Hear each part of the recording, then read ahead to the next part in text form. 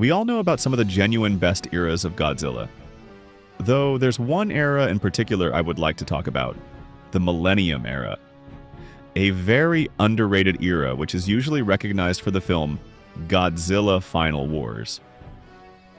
While my personal favorite is Godzilla 2000, I still turn on Final Wars from time to time as it's a nice way to relax and enjoy a kaiju film.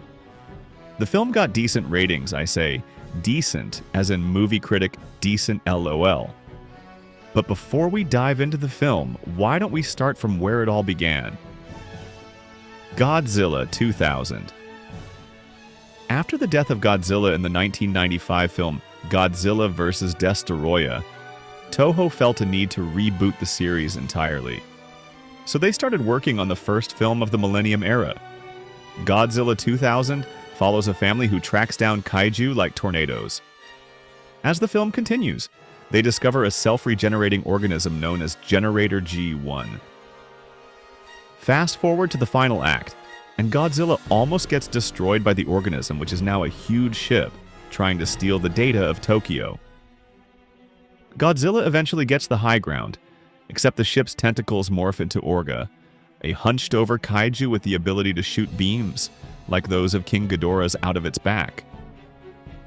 Orga tries to absorb Godzilla's abilities, but is eventually killed after Godzilla uses an atomic pulse to explode him. And then the film ends. It wasn't received well by critics nor by fans, but it holds a special place in my heart. The next film in the era. Godzilla vs. Megaguirus follows the military as they create an artificial black hole machine to stop Godzilla. But a species of dragonfly are secretly growing. In the final act, Godzilla fights the queen of the species, Megaguirus. The film wasn't received well, even worse than Godzilla 2000 did. Many call this the worst film in the era, including myself.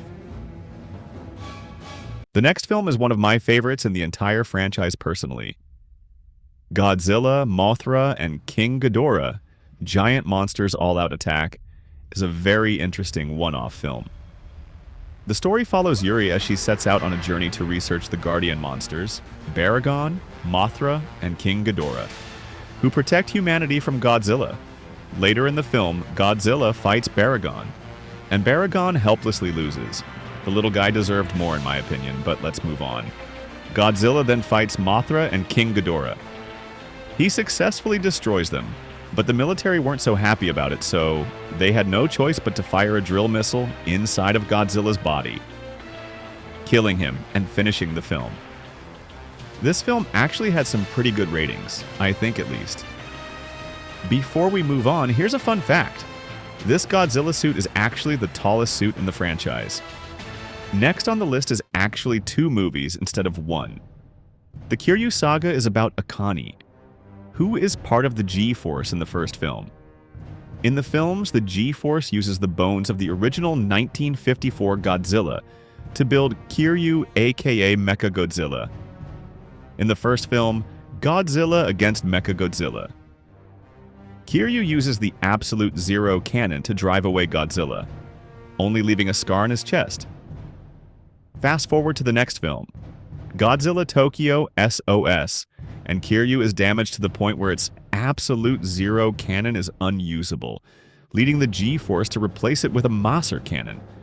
The plot of the film follows the G-Force once again, except this time they are requested that they return the skeleton of the original Godzilla back to the sea by the Mothra fairies, which they decline. A faraway island holds Mothra and her eggs, who come in handy later in the film. In the finale, Kiryu, now piloted by somebody else, and Mothra fight Godzilla to save humanity.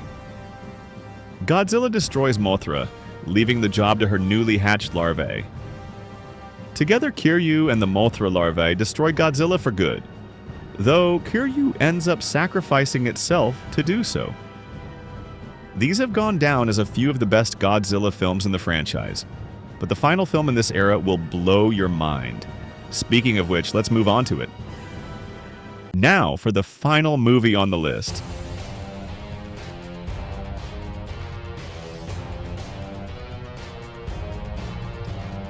We have Godzilla Final Wars. The film follows a race of superhumans known as mutants, who defend humanity from kaiju such as Ebirah, Zilla, or even Gigan, who is actually found mummified for a majority of the film, until a race of aliens known as Zillions set him and many other kaiju free, causing havoc and forcing the G-Force to free Godzilla from the Arctic. Godzilla fights and wins against many kaiju before finally killing Gigan. But before they win, a meteor comes crashing down to the city. And rising from it is Monster X, a white and black, almost skeleton-looking monster. Godzilla ties with it until Monster X grows into Kaiser Ghidorah, a four-legged, three-headed kaiju that almost looks like King Ghidorah.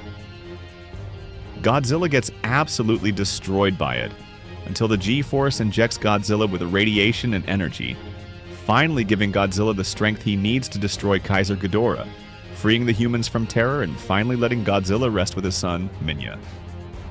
This would be the last Godzilla film until Godzilla 2014, starting the MonsterVerse era, and finishing the Millennium Era forever, at least until he returns in the upcoming Godzilla Day short film.